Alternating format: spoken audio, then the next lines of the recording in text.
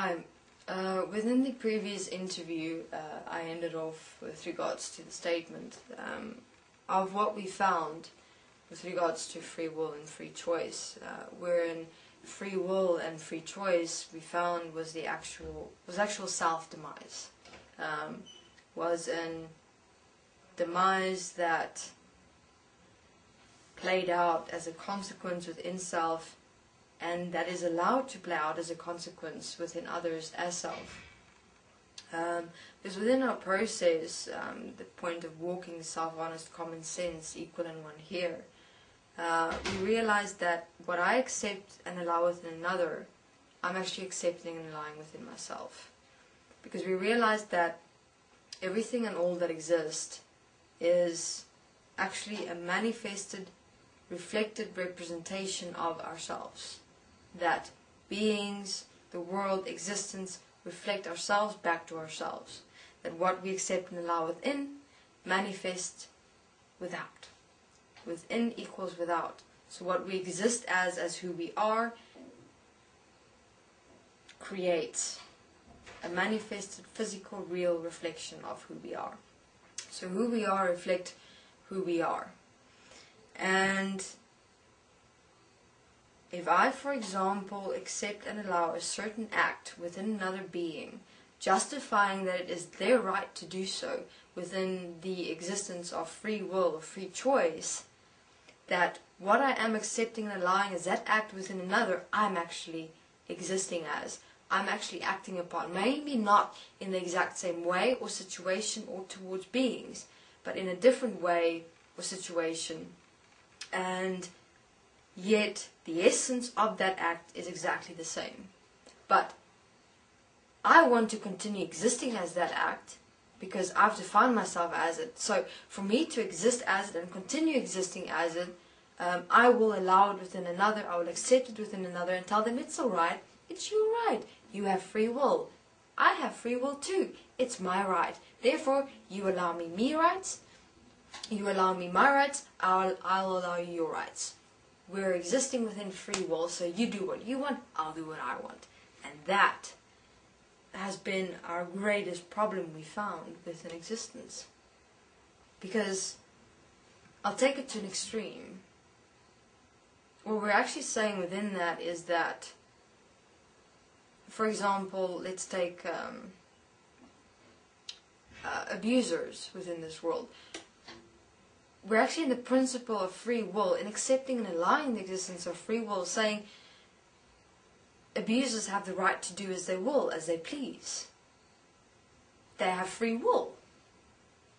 And how would such an acceptance and allowance of justifying that a human being that abuses has free will, that it is their right to do so, because it is their right to do as they want, as they will, as they please.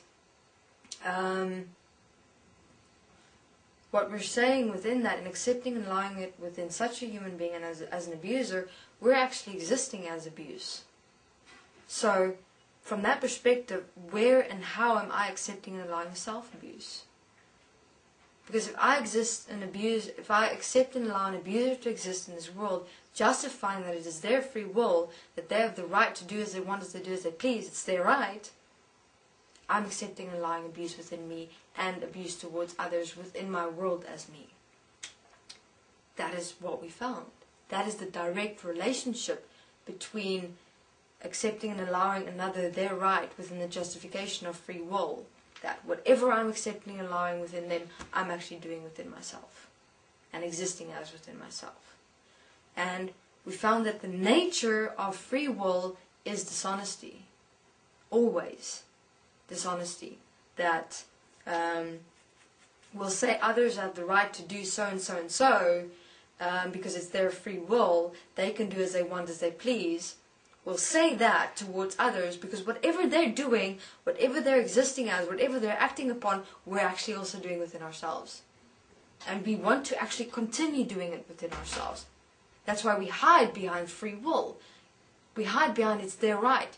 We hide behind we or they can do as they want, do and please.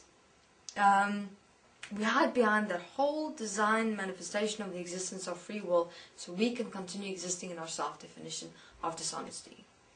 Continuing in deliberate acts of dishonesty while blaming others and not taking self-responsibility for ourselves, our own world, our own reality.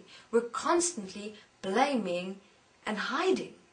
We blame others for how this world is existing. We're blaming others for how we're existing. But not asking the one simple question, who's here? Who's existing inside here? I am.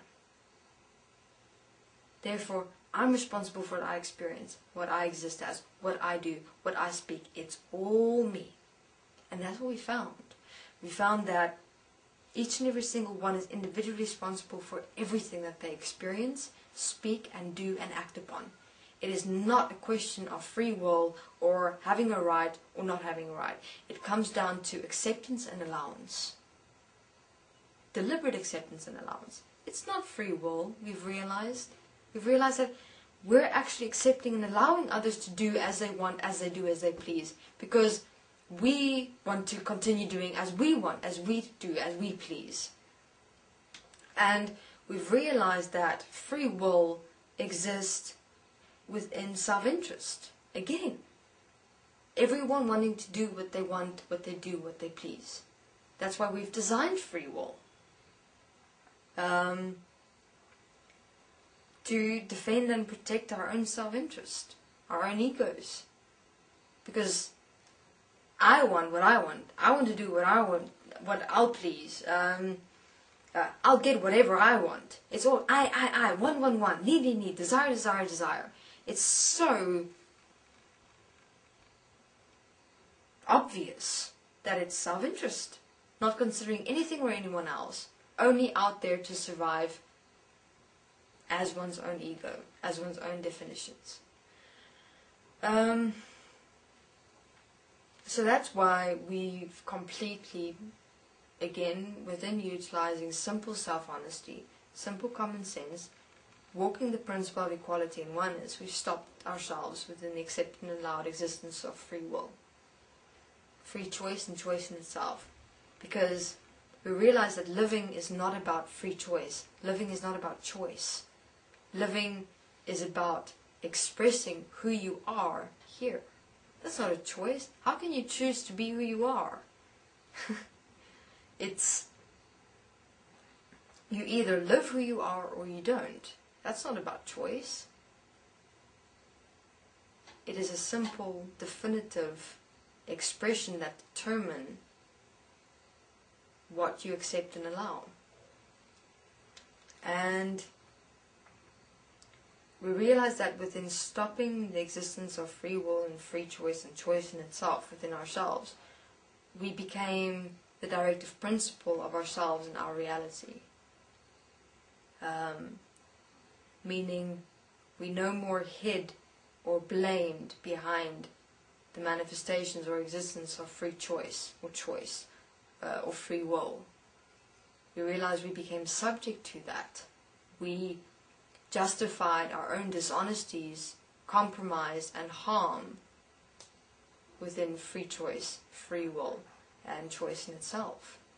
We weren't actually the directive principle of ourselves. We were being directed. Right. Thank you very much.